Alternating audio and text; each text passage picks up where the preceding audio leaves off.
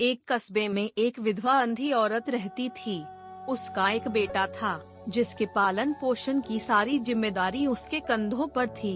वह अपने बेटे को पढ़ा लिखा कर एक बहुत बड़ा आदमी बनाना चाहती थी, इसलिए उसने उसका दाखिला कस्बे के सबसे अच्छे स्कूल में किया।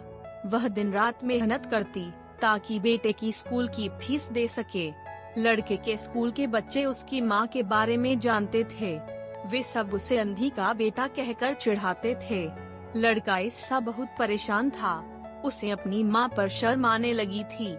वह उसके साथ कहीं भी आने जाने से कतराने लगा था। जब लड़का बड़ा हुआ तो उसकी शहर में अच्छी नौकरी लग गई।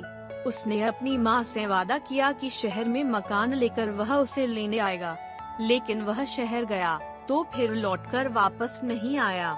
उसकी अंधी माँ उसका इंतजार करती रह गई। कई महीने बीत गए, लड़के की कोई खबर नहीं आई। कई महीने बीत गए, लड़के की कोई खबर नहीं आई। अंधी एक दिन उससे नहीं रहा गया और वह बेटे से मिलने शहर पहुंच गई। पूछते पूछते वह बेटे के ऑफिस पहुंची। वहां सिक्योरिटी गार्ड ने उसे रोक दिया। डंडा अंधी औरत ने गार्ड को अपने बेटे का नाम बताया और बोली कि उससे जाकर कह दो कि गांव से कोई मिलने आया है। गार्ड ने जाकर उसके बेटे को बताया।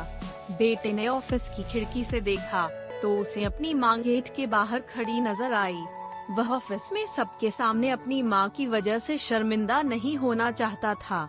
उसने कहला दिया कि वह ऑफिस में नहीं है। अंधी औरत वहाँ से चली गई। शाम को वह लड़का ऑफिस से घर जाने के लिए निकला। रास्ते में एक जगह काफी भीड़ जमा थी। वह अपनी गाड़ी रोककर भीड़ के पास पहुँचा और तो बीच सड़क में अपनी माँ को मारा पाया। उसके हाथ में एक चिट्ठी थी जिसमें लिखा था, बेटा बड़े दिन हो गए थे, तेरी कोई खबर नहीं मिली। चिंता हो रही थी इसलिए तुझसे मिलने चली आई। तू तो अब बड़ा आदमी बन गया है। तुझसे मिलना अब शायद मुझ गरीब की किस्मत में नहीं, लेकिन मैं बहुत खुश हूँ तेरे लिए। तूने अपना ही नहीं मेरा सपना भी पूरा किया। मलाल है कि तेरी तरक्की देख नहीं सकती। काश बचपन में तेरी आँखों में सरिया न घुसा होता और मुझे तुम्हें अपनी आँखें न देनी पड़ी होती, तो तेरी तरक्की अपनी आँखों से देखकर सुकून से मरती। तेरी अंधी मांगे पढ़कर लड़का फूट फूट कर रोने लगा। जिस अंधी माँ पर उसे शर्म आती थी, उसने उसके लिए कितना बड़ा बलिदान किया था।